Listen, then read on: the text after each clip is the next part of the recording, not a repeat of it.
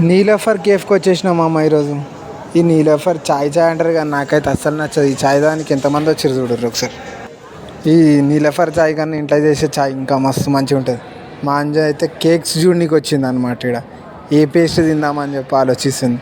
కానీ పేస్ట్రీలు అయితే మంచిగానే ఉంటాయి అన్న. ఇక్కడ చాయ్ నచ్చదు కానీ పేస్ట్రీలు అయితే బాగుంటాయి. నేనైతే సెలెక్ట్ చేస్తున్నా ఏ కేక్ తీసుకుందామని చెప్పి. మా ఫ్రెండ్ బర్త్డే ఉందన్నమాట, సెలెక్ట్ చేస్తున్నాం.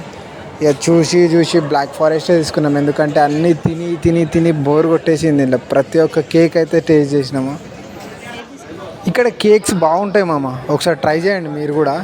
ఈ కేక్స్ దగ్గర నుంచి మీరు కూడా పోరు, అంత టేస్టీగా ఉంటాయి, మస్తు ఉంటాయి. దీంతో ప్రపోజ్ చేయండి మామ, ఎవరైనా ప్రపోజల్ ఉంటే దీంతో ప్రపోజ్ చేయండి. ఈ బొకేలు గీకేలు మెసేజ్ చాక్లెట్ బొకే ఇస్తే ఫిదా అయిపోతుంది కంపల్సరీ పిల్లనైతే.